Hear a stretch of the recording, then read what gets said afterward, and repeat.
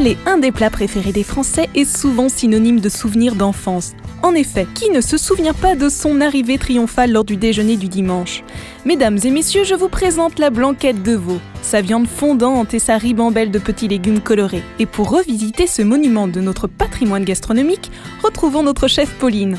Vous verrez, avec elle, cuisiner la viande, c'est facile. Pour savoir comment, on rembobine. Voici la viande coupée en morceaux d'environ 50 grammes que je dispose dans une cocotte. Ensuite, je verse de l'eau froide un peu plus qu'à hauteur de la viande. Je vais monter tout doucement à ébullition parce que si vous allez trop vite en cuisson, la viande va se rétracter et la blanquette risque d'être un peu dure sous la dent.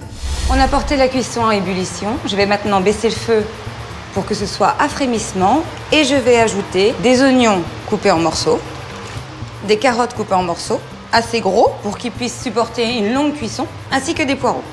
Et pour terminer, un bouquet garni. Pour déguster la blanquette, il y aura bien sûr une garniture. Donc pour les champignons de Paris, on les coupe en quartiers. Une fois les pommes de terre épluchées, on va les couper dans la longueur, puis on va les mettre dans une casserole couverte d'eau froide et on ajoutera du gros sel. Pendant que les pommes de terre sont en cuisson, on va s'occuper des champignons et des oignons. Pour cuire à blanc les champignons, on va les disposer dans une poêle. On va y ajouter de l'eau à mi-hauteur. Ensuite, j'ajoute un morceau de beurre, une petite pincée de sucre et un jus de citron. Le jus de citron, ça va tout simplement permettre de garder le champignon bien blanc à la cuisson, sinon il a tendance à noircir.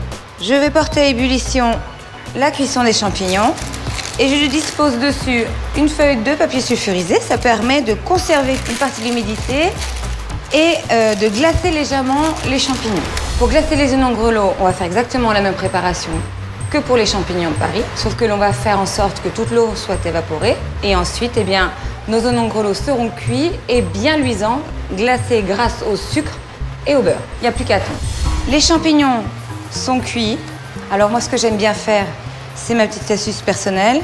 Plutôt que de jeter le jus des champignons, je le verse dans la cuisson de la blanquette. Ça va porter un petit côté sucré et c'est super agréable. Les pommes de terre sont cuites, les oignons rissolent gentiment, il est temps de réaliser votre roux blanc. Faire juste fondre le beurre dans la casserole et ajouter la même quantité de farine. Cuire doucement et laisser refroidir. Un jeu d'enfant, non? On va terminer maintenant la sauce de la blanquette, le moment crucial. Je vais redisposer dans une casserole mon roux qui a refroidi. Je vais donc maintenant verser le bouillon de la blanquette qui a bien réduit sur mon roux froid. Une fois que c'est bien mélangé, on va porter à ébullition. Et là, on va faire épaissir notre sauce. Une fois que la sauce est à texture, on ajoute la crème épaisse. On va ajouter de l'assaisonnement, puisque c'est une sauce neutre pour l'instant. Donc du sel, du poivre et une pointe de noix muscade pour ceux qui aiment. Et ensuite, je mélange. On verse 2 beaux jaunes d'œufs et c'est presque l'heure de passer à table.